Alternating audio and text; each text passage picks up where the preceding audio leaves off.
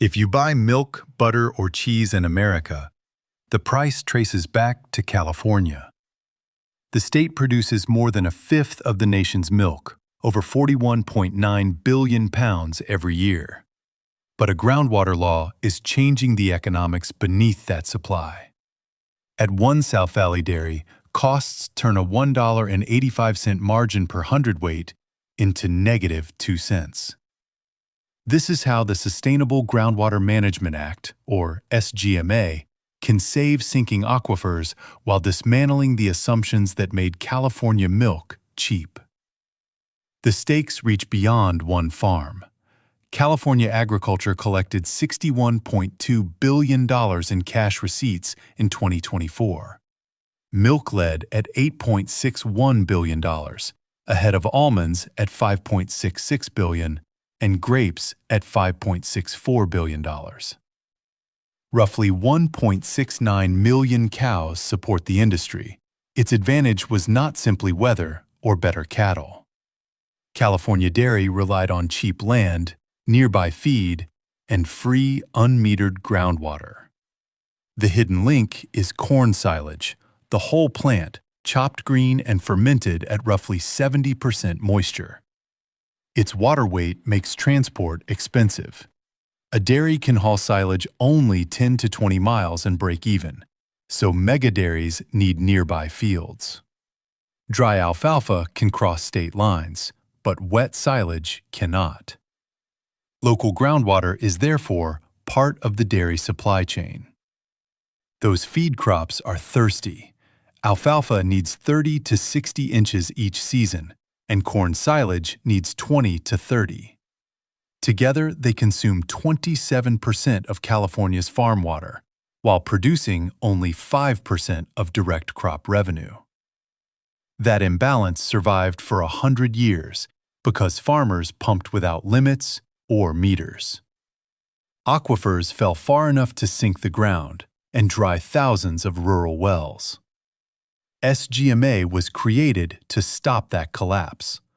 Lawmakers passed SGMA in 2014 after the brutal 2012 to 2016 drought. It requires every critically overdrafted basin to reach sustainable pumping by 2040. Local agencies received the first chance to write the rules, but the state intervened when their plans fell short. In March 2023, the Department of Water Resources rejected plans for 6 San Joaquin subbasins, including Tulare Lake. Probation followed in April 2024, when the State Water Board took direct control of Tulare Lake.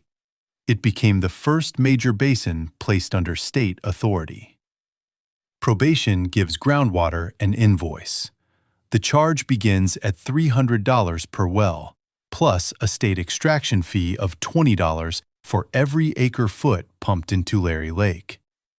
Local agencies commonly add $40 per acre-foot, while Mid-Kings River charges as much as $95. Southwest Kings caps farmers at 0.66 acre-feet per acre and adds a $500 penalty for every acre-foot beyond that limit. Missing a reporting deadline triggers another 25% charge, compounded month after month. Water that once appeared free now carries a meter, a limit, and a penalty. Apply those charges to a typical 3,000-cow dairy, using about 6,000 acre-feet a year. At $40 per acre-foot, the annual bill reaches $240,000, or roughly $80 per cow. At the Mid-Kings rate of $95, it becomes $570,000, or $190 per cow. A new deep well adds another $600,000 to $700,000. Subsidence can shorten that well's life from 25 years to only 10 or 12, adding $40 to $47 per cow. Before feed, labor, or electricity, the baseline water burden reaches about $235 per cow. That burden reaches the milk check quickly. Water adds about $1.02 to every hundredweight of milk, and imported feed adds close to another dollar. Dairy margins are measured in dimes, not comfortable cushions. A South Valley operation earning $1.85 per hundredweight can fall to -2 cents. SGMA does not need to close the dairy directly. It only needs to remove the small margin, keeping it alive. California dairy survived earlier upheaval by moving. It began in the 1850s around Marin and Sonoma, where fog supported pasture year-round. That coast now produces only 2.2% of state milk. By 1925, Los Angeles County led. Dutch immigrant farmers developed the dry lot system, keeping thousands of cows in dirt pens and carrying feed to them. Cattle were no longer tied to pasture. That model peaked in the Chino, Ontario Preserve east of Los Angeles. By the late 1980s, more than 400 dairies and about 350,000 cows occupied 17,000 acres. It was the densest concentration of cattle per square mile anywhere on Earth, earning the name Silicon Valley of dairying. Then, warehouses across San Bernardino County multiplied from 24 in 1975 to 3,176 by 2021. Concrete covered 23 square miles of former pasture. In February 2024, Chino's final herd, the 1,600-cow Souza Dairy, went to auction.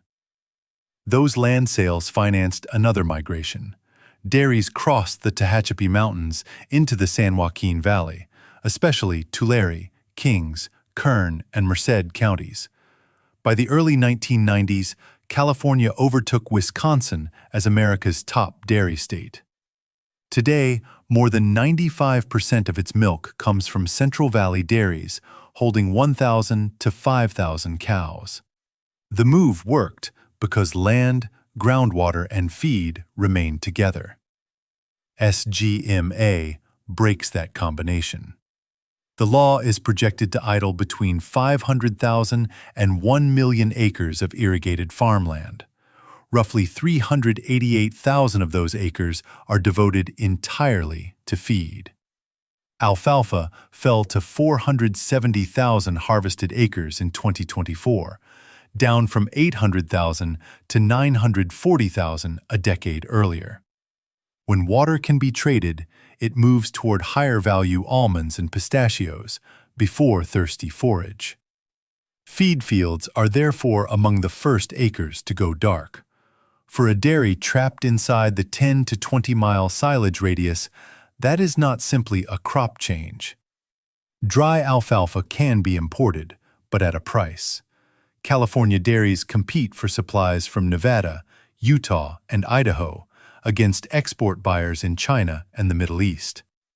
Premium alfalfa delivered into the Central Valley recently cost $265 per ton, compared with $190 at the farm in the Intermountain region. Freight adds $75 to every ton. During the 2022 drought, California alfalfa averaged $323 per ton, rising 40% in 1 year. When local feed disappears, the cost returns through the truck gate. The industry is already consolidating. California dairy farms fell from 2,922 in 1997 to 1,117 in 2022, while the average herd grew from 481 cows to 1,514. The statewide herd peaked at 1.88 million cows in 2008 and is projected to fall toward 1.56 million by 2030.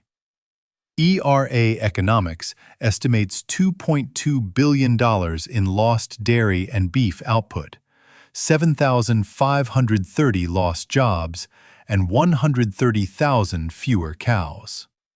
Across the crop sector, projected losses reach $3.9 billion and more than 16,000 jobs. The survivors may be larger, but fewer communities share the industry around them. The cows do not disappear. Texas, Idaho, and South Dakota absorb the herds California sheds.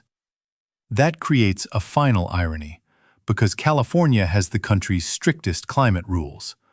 More than 120 dairies run methane digesters under a mandate to cut emissions 40% by 2030. Moving production into looser states can leak as much as 1.43 million metric tons of carbon dioxide equivalent. California can lower emissions inside its border, while raising them elsewhere. SGMA was written to refill aquifers, not destroy dairies. Yet it ends the combination that built California's dairy empire: cheap land, free groundwater, and nearby feed. Survivors will likely be fewer, larger, and more advanced. Production will move toward Texas, Idaho, South Dakota, and farther east, while surrendering part of the industry built upon it. Cheap Central Valley milk is not ending because cows stop producing.